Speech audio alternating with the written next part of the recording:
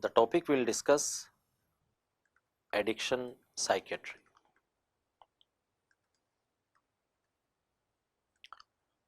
Addiction psychiatry, initially we were using the word dependence. Initially we were using the addiction, then the dependence came into picture, and again in DSM-5 we are using the word addiction. It's a very important topic. If you have, if you will see the last 2-3 year MCQs of various PG entrance exams, at least 1 or 2 questions they ask from this area. Very easy if you have a good concept of this topic. What are the changes in DSM-5 in addiction psychiatry? Point number 1, the gambling disorder first time has been included in addiction psychiatry. Gambling disorder in DSM-5. The number 2, the classification of addiction psychiatry. In classification, the substance abuse and dependence has been replaced with the substance use disorder. The classification of substance abuse and dependence has been substituted with substance use disorder, has been substituted with substance use disorder, substance use disorder with criteria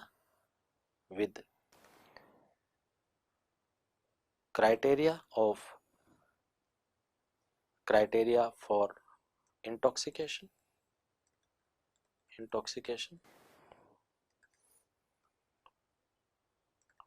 withdrawal and substance induced disorder. Criteria for intoxication, withdrawal and substance induced disorders. Second change, substance induced disorder like substance induced anxiety disorder, substance induced depression, substance induced disorder. Number 3, the caffeine withdrawal and cannabis withdrawal criteria has been included. The caffeine and cannabis and caffeine withdrawal criteria has been included.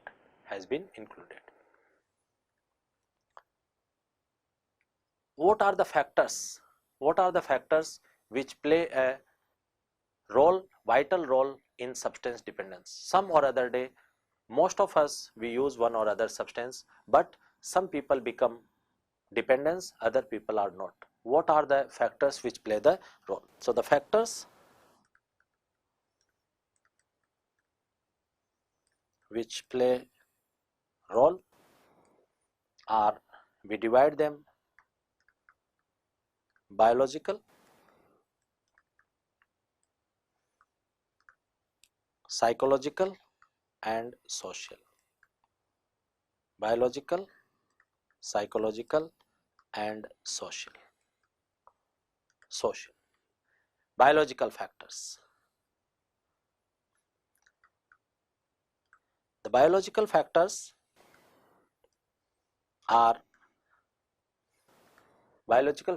are family history of substance use. Family history of substance use. Family history. If the family history of substance use, there is a more chance that person will use substance. Personal history of psychiatric disorder. Personal history of psychiatric disorder. Psychiatric disorder. Disorders. Person, sometime you must have, during interview you must have realized, some patient come to us, they say, sir, I was suffering from anxiety disorder, and because of anxiety in evening when I used to take alcohol, I used to feel better. That's true also.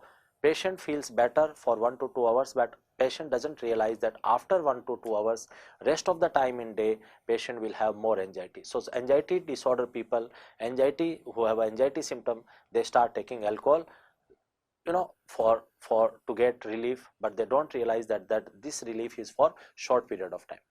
Bipolar disorder. In mania, bipolar disorder patient, they are more vulnerable to take a substance, and there is also comorbidity of substance use disorder. So personal history of psychiatric disorder, family history of substance use disorder, and type 2 alcoholism.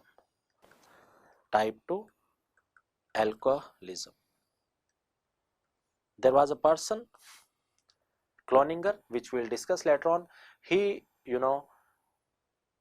divided type 1 and type 2 alcoholism. What is that? In later part we will discuss about it. So this is a biological factor. Second factor is a psychological factor. Psychological factors. In psychological factors, we have the person who is novelty or sensation seeking. Novelty or sensation seeking, they are more prone to go into substance. The people who are more little conservative, they don't want to use, they say ki I have never done it and I don't want to do it. The people, the another set of people who are sensation seeking, they want to do the new things in life, and this novelty or sensation seeking people are more vulnerable to get into substance. And the third factor is a psychological and social. The third is a social factor. In social factor, number 1, modeling. We say that he is my role model, she is my role model. So modeling, in the kind of environment we nurtured, we adapt, we get, we pick the things from that environment. So modeling, if we have such an environment in our family that everybody, the mother, father, they are drinking, the person is more vulnerable to drink later on. Modeling. Second, peer pressure. Remember your MBBS days, you came to the college, you met the 3 friends, among you 4 people, 3 are drinking, 1 is not drinking. Later on they will influence him also. So peer pressure, modeling, it's a social factor. So biological factor, psychological factor and social factors play a vital role in a substance dependence or addiction. First we will talk about alcohol. Alcohol. We have 2 types of alcohol in our country. We have a Indian made foreign liquor and we have a country made liquor. The Indian made foreign liquor, the liquor which the foreign liquor which we are making in India, this is what Indian made foreign liquor. Whiskey, vodka, even beer is a Indian made foreign liquor. Country made liquor is Deshi Sharab, country made liquor. We have 2 types of Indian made foreign liquor and country made liquor. In withdrawal criteria in alcohol, what are the withdrawal criteria we have in alcohol?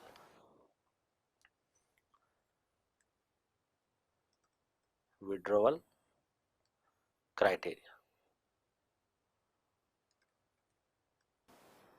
We have a simple withdrawal criteria and we have a complicated withdrawal criteria. In simple withdrawal criteria, patient will have tremor, palpitation,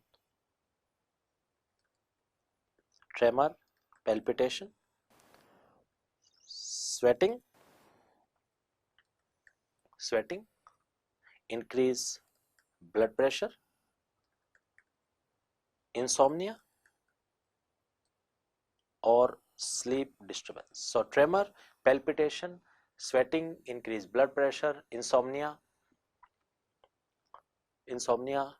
nausea, these are the simple withdrawal symptoms. Tremor is a most common withdrawal symptom. Tremor is a most common withdrawal symptom. Hangover is a most common withdrawal syndrome. Withdrawal syndrome. So tremor is a most common withdrawal symptom. Hangover is a most common withdrawal syndrome. Withdrawal syndrome. Withdrawal syndrome. These are the simple withdrawal symptom. We have a complicated withdrawal symptom. Complicated. Complicated. More serious, more dangerous for the patient if we will not treat on a time. What are the complicated withdrawal symptoms? Alcohol withdrawal seizure. Alcohol withdrawal seizure. Alcohol withdrawal seizure. Alcohol withdrawal seizure.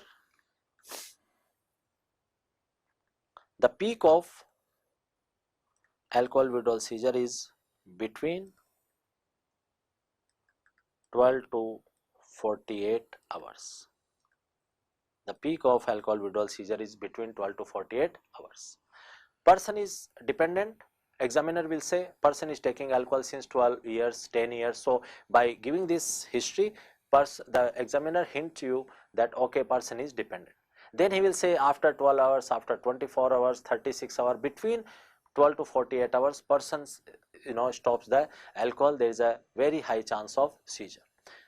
The dangerous thing about alcohol withdrawal seizure, they are never in a single episode. They are in a multiple episode, 2, 3, 4 seizure, and patient can die due to seizure. That's why whenever person is dependent, clearly convey message to the family member that please don't force the patient to quit the alcohol.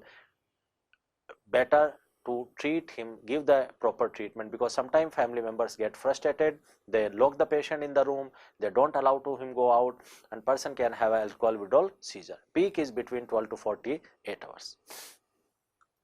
Treatment of alcohol withdrawal seizure is IV diazepam.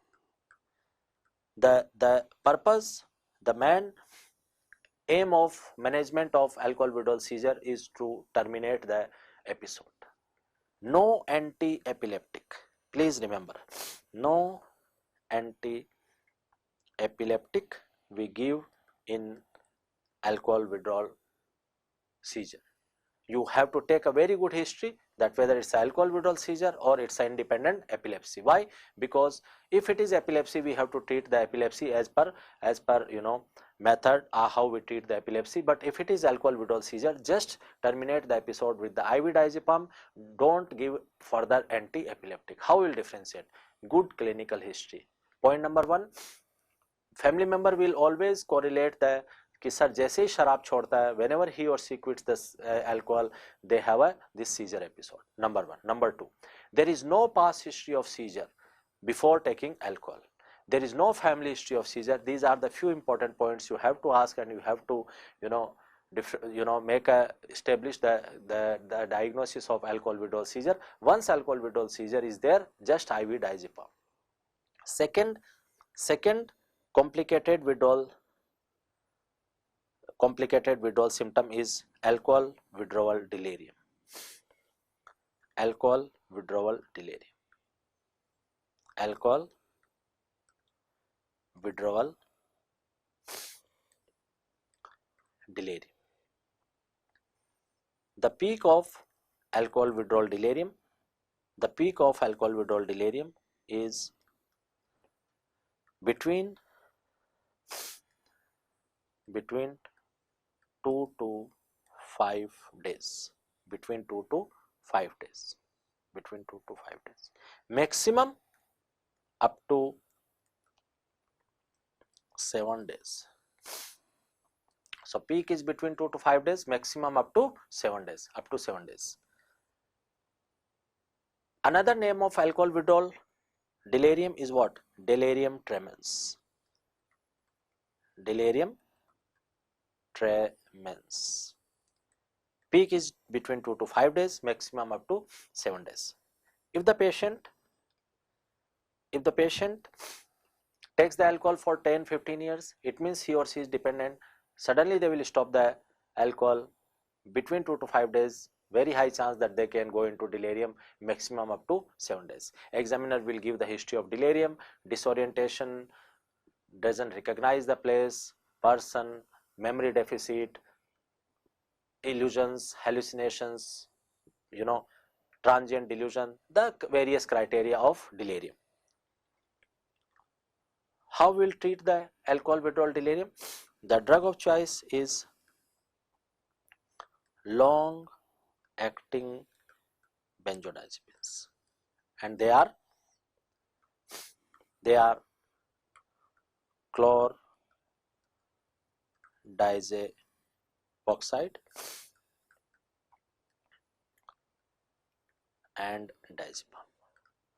But one MCQ, one important concept I want to tell you here, just remember the first choice should be chlordiazepoxide.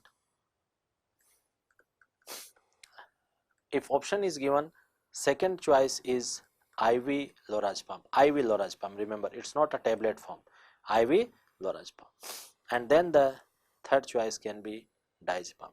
So if they ask MCQ accordingly, then you go chlordiazepoxide, IV lorazepam, and then diazepam,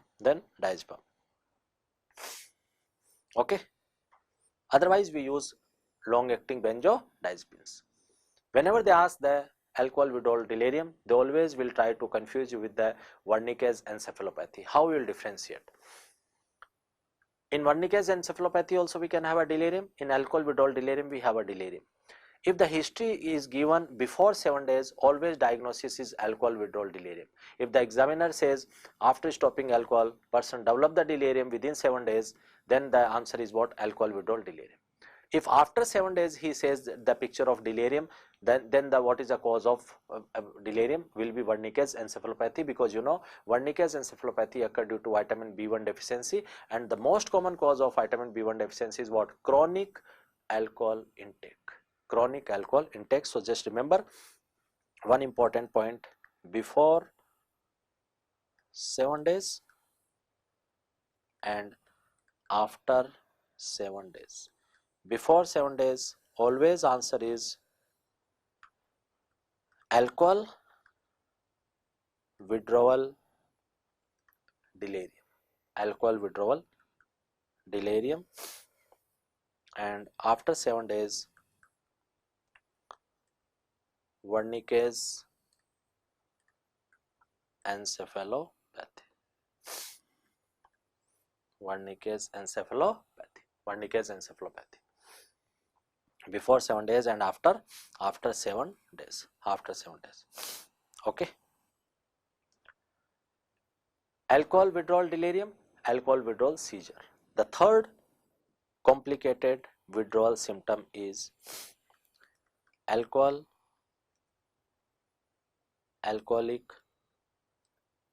hallucinosis. Alcoholic hallucinosis. Patient will have a complaint of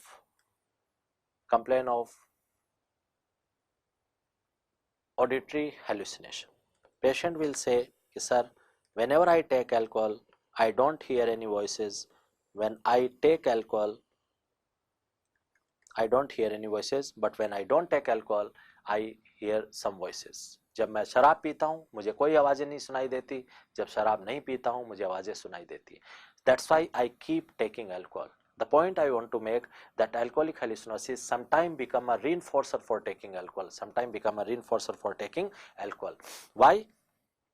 Because patient doesn't know what is hallucination. He thinks that when I take alcohol I don't have any voices, when I don't take alcohol I hear voices, so better to take. Alcoholic hallucinosis occurs within 24 hours.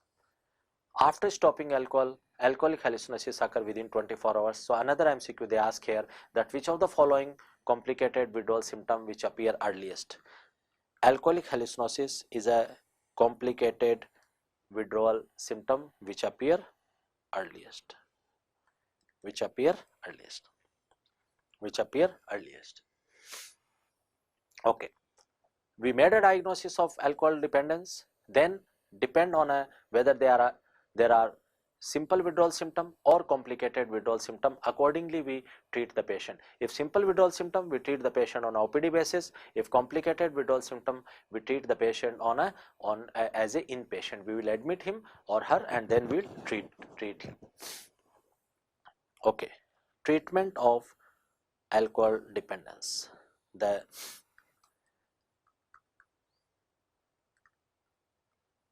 treatment of alcohol dependence. Treatment of alcohol dependence. The first step is what? Detoxification.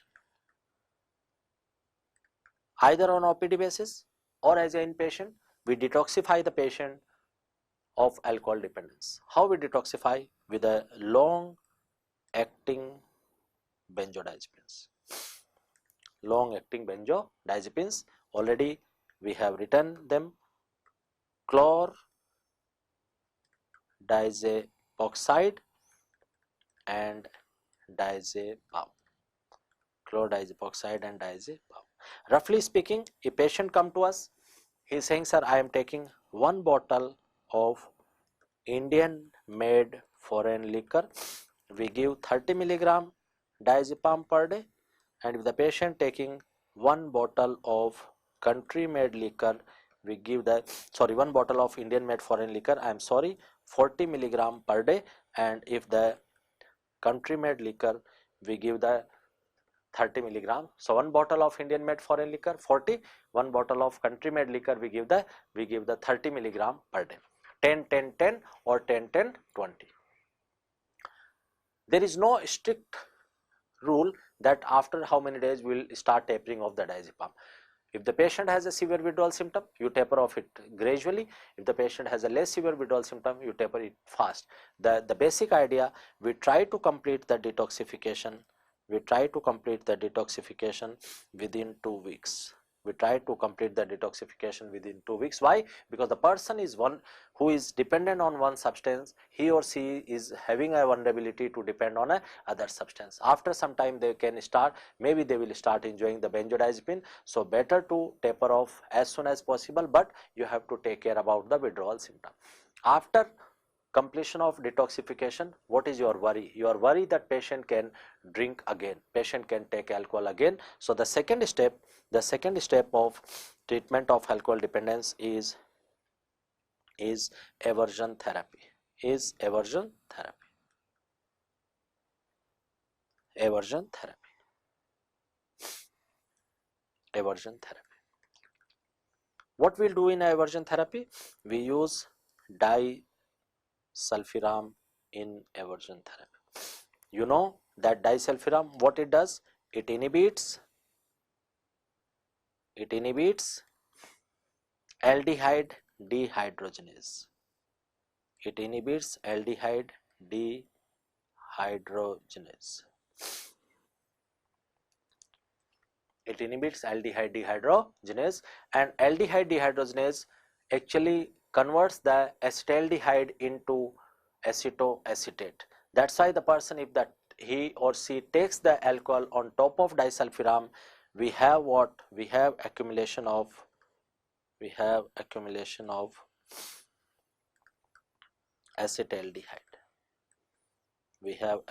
of acetaldehyde. We have accumulation of acetaldehyde in our body, and because of accumulation of acetaldehyde in our body, because of inhibition of enzyme aldehyde dehydrogenase which converts the acetaldehyde into acetoacetate, the person gets the reaction, we call it a disulfiram ethanol reaction. Disulfiram ethanol reaction. Disulfiram ethanol reaction, patient will have a symptoms like nausea, vomiting,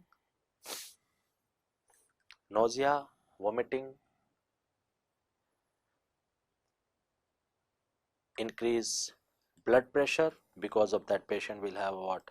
Headache, patient can have convulsion, coma, and patient can die, patient can have death. So nausea, vomiting, increased blood pressure, headache, convulsion, coma, and death. Disulfiram ethanol reaction, patient can even die due to the disulfiram ethanol reaction. What are the drugs which having a disulfiram like reaction? Disulfiram like reaction like metronidazole, sulfonylurea,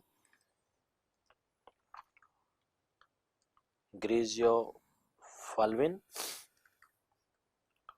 cephalosporin, or cefoperazole.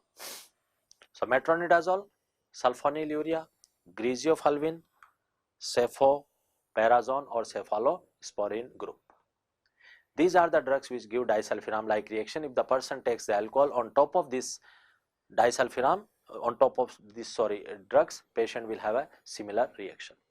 Why we call it divergent therapy? We call it divergent therapy because person gets the disulfiram reaction, disulfiram ethanol reaction on top of disulfiram. Next time when patient will even look at alcohol, he will have a aversion towards alcohol. That's why we call it a aversion therapy. Aversion therapy. Usually in our country, mostly people give the disulfiram surreptitiously. You should not give that because patient can have a dangerous situation. The patient can have even convulsion, coma, and death. So you have to tell the patient clearly about the reaction, and there is a disulfiram consent form. You have to tell each and everything about disulfiram, and then you have to take a sign from the patient that patient tomorrow can't claim that why you have given this drug to me, because in disulfiram consent form, apart from alcohol, some other products are there which patient can't use, like after shave lotion patient can't, because that has a alcohol, ethanol. Apart from that, patient can't use these various Chinese sauces because they contains the alcohol. So some other products also given in a disulfiram consent form, which you have to brief the patient about these things and then take a consent, take a sign. We call it a disulfiram ethanol, disulfiram consent form. Okay. By giving disulfiram, patient can say कि sir you bind me, I can't take the alcohol, आप मुझे डरा रहे हो, but you are not acting on my desire. I have a craving, I have a desire to take the alcohol. So nowadays we have a anti-craving agents. We have a anti-craving agents. What are the anti-craving agent we should know? The anti-craving agents we should know, they are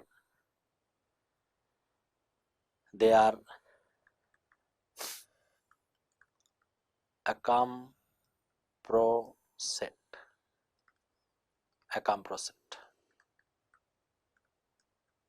baclofen,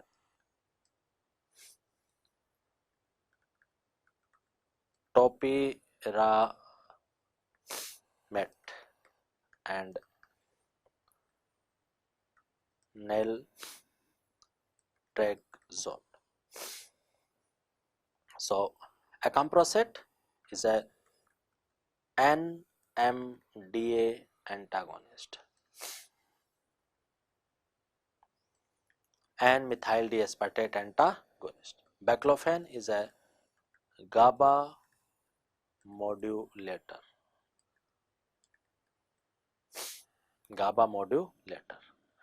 Topiramate, so NMD antagonist acamprosate, baclofen is a GABA modulator, topiramate is a anti-epileptic, and naltrexone, it's a opioid antagonist.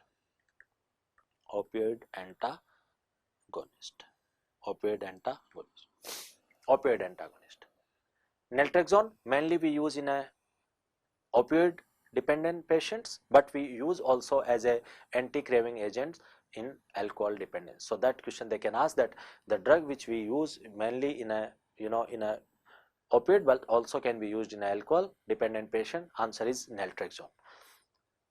By giving anti-craving agent, either we increase the excitatory neurotransmitter like glutamate, or we decrease the we decrease the excitatory neurotransmitter glutamate, NMD antagonist, or we increase the inhibitory neurotransmitter like GABA. Acamprosate is safe in liver disease. Very important question. Why important? Because the patient who take the alcohol, they have very high chance of alcohol liver disease. So from first day, if you want to start some anti-craving agent, you can go directly acamprosate. The dose is 333 milligram. We give 1 tablet. If the 112 tablet, if the weight of the patient is less than 45 kilogram, if the more than 45 kilogram, we give the 2 tablets TDS thrice a day. Okay. Topiramate is anti-epileptic. Topiramate, the side effect of topiramate is what? Weight loss and renal stone. Weight loss and renal stone. So weight loss, the patient who take alcohol, they take the non-veg, they are bulky people. So by giving topiramate, you can treat them as with the anti-craving agent. Also it helps in a weight reduction. So sometimes the patient has obese or patient has weight more than the usual, you just use the topiramate. It solve the both purpose. These are the anti-craving agent. We have a screening test. We have a screening test in alcohol dependent patient. Screening test. The patient can come. Many patients are there. We can't ask every patient about the various criteria and fulfill the criteria of dependence. In these patients, what we do, we basically screen them with the alcohol screening test. What alcohol screening test? One is case questionnaire. There are 4 questions. The first question is cut down. You ask the patient, ever you try to cut down your alcohol? आपने alcohol कम करने की कोशिश की. Second is annoyed, that ever somebody annoyed you regarding your alcohol problem, that you are drinking. G for guilty, that ever you felt guilty that you are drinking and your family is suffering. And E is an eye opener. If in morning, as soon as patient get up, he or she takes the alcohol, it means they are dependent. Nothing to ask more. So case questionnaire is we use as a alcohol screening test. Second alcohol screening test is audit. Alcohol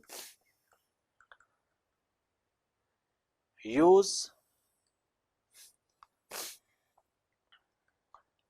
disorder identification test. Alcohol use disorder identification test. Audit. Alcohol use disorder identification test. Third is MAST. Mecision alcohol screening test. And we have a FAST. The name is also fast alcohol screening test. Fast alcohol screening test. So these are the various screening tests we use. Case questionnaire, audit, MAST and FAST. These are the various screening tests we use. Apart from that, we have a few other things in alcohol dependence. We have a Cloninger, which has given the type 1 and type 2 alcoholism. Type 1 and type 2. Type 2 is more severe, type 1 is less severe. So type 2, the onset is after the before 25 years of age. In type 1, onset is after 25 years of age. In type 1 we have male female both pattern, in type 2 only male pattern. In type 1 genetics and environment both play the role, but in a type 2 only genetics play the role. Cloninger, and there is a Z-link was, he has given the various typology: alpha, beta, gamma, delta and epsilon. Alpha is only psychological dependence, beta is physical complication, gamma is physical as well as psychological complication, that's why we call it a most severe type. Delta has person is difficult to abstain from the substance due to severe withdrawal symptom, and epsilon, the last one is a epsilon, which is a dipsomania, impulsive drinking. So alpha psychological complication, beta physical psychological dependence, alpha, beta physical complication, gamma physical plus psychological both, delta patient is having difficulty to remain abstinent because of severe withdrawal symptom, and epsilon is a dipsomania. What is dipsomania? Impulsive drinking. Patient will say, sir, I drink for 2-3 months, once I stop, but once I start taking, I am not able to, you know, remain without alcohol. So they have a binge drinking pattern, dipsomania, impulsive drinking. Most severe type is a gamma, least severe type is a epsilon, least severe type is a epsilon. These are the other areas. Apart from that, they can ask about the alcohol. You know, in alcohol, what are the alcohol induced disorder? We have alcohol induced anxiety disorder, we have alcohol induced depression, we have a alcohol induced psychosis due to chronic alcohol intake, we have a blackout, person has a, you know, transient global amnesia, blackout we call it. We have a Wernicke's encephalopathy, we can have a alcohol induced amnestic syndrome. So these other various, you know, the areas also they can ask in a alcohol. So the full videos you will get in a my app, which again coming in a soon in a e-Gurukul. Full details. Don't ignore the psychiatry subject. At least 9-10 questions they are asking in every exam, and concept is very important. So go through my videos and get the concept of every topic very clearly. Thank you so much.